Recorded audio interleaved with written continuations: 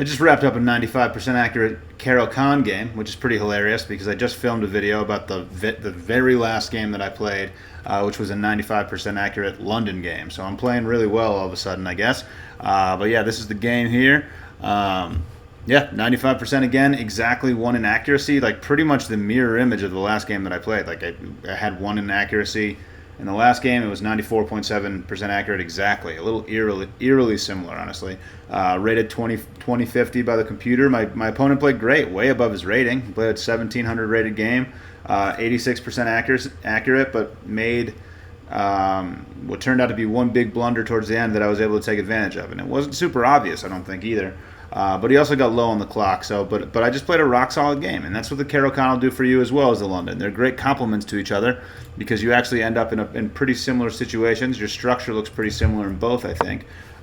So yeah, so when the E pawn comes out, I'm pushing this pawn with the idea of supporting this pawn, right? And then this looks a whole lot like the London setup where you have this pyramid above your queen.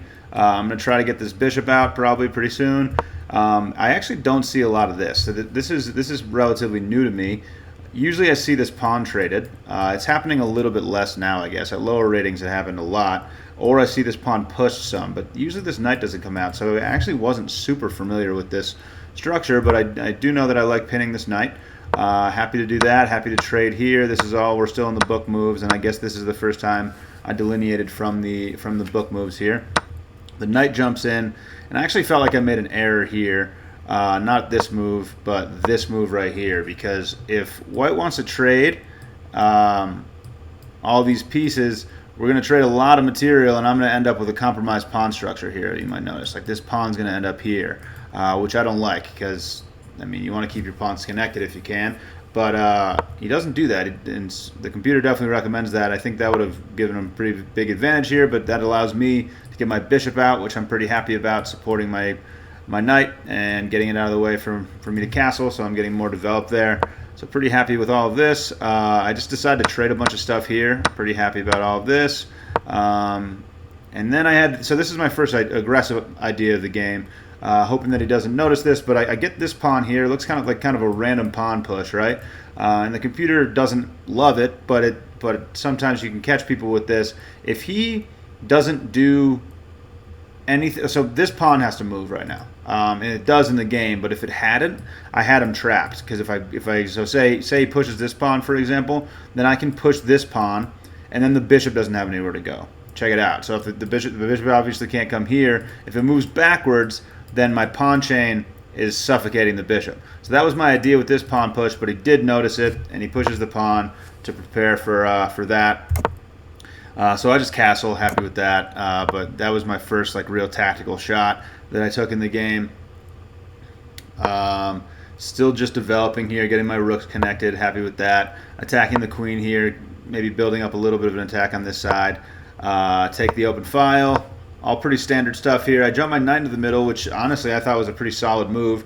The computer wants me to just push this pawn. I'm going to do this again if I'm offered the opportunity. So if we're talking about just playing solid in a Caro Kann, this pawn push, though it looks like it's a pretty nice pawn break, is not quite as solid as having my knight planted right here. I like the looks of this. And then, so the bishop drops back, and I'm just going to start sort of making white feel uncomfortable here, I think.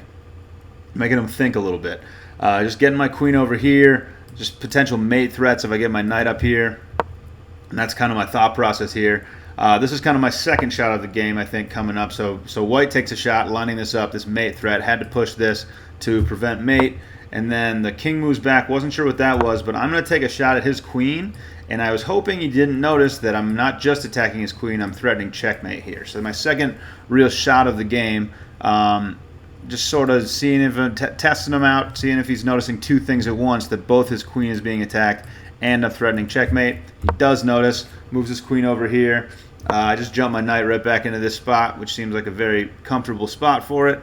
And I'm just kind of maneuvering here, offering a queen trade. Happy to trade queens if he wants to do that. He doesn't.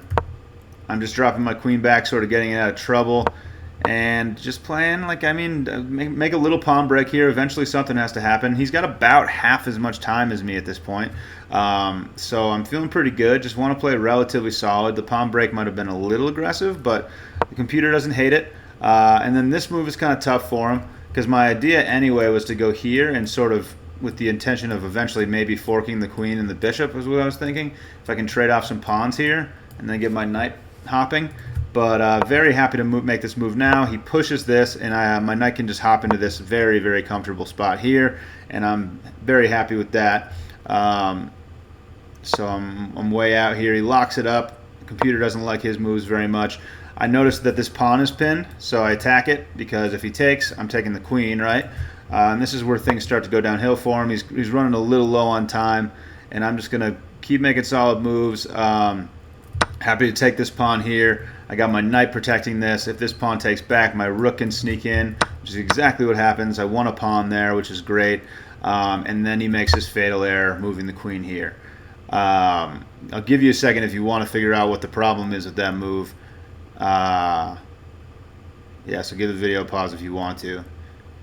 All right, so it's trapped. The queen's trapped if I move my rook right here, which is the great move of the game. This is what really ends the game for me. I mean, the queen just has nowhere to go.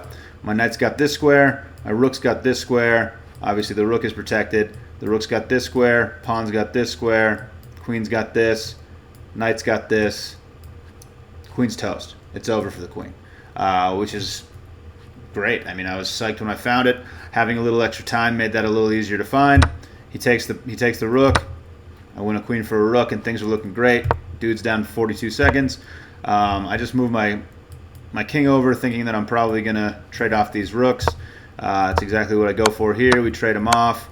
He gives a check, but that's game over. Yeah, just a bleed him out game. Just played rock solid, and that's what the Caro Kann and the London are all about. So if you're looking to play either of those openings, just be reserved. Play those little positional moves. Take your shots when they appear, and see what you can do. And then hopefully you can get up on time like I did, and your opponent will just lose the game. There it is. Thanks for watching. Catch you later.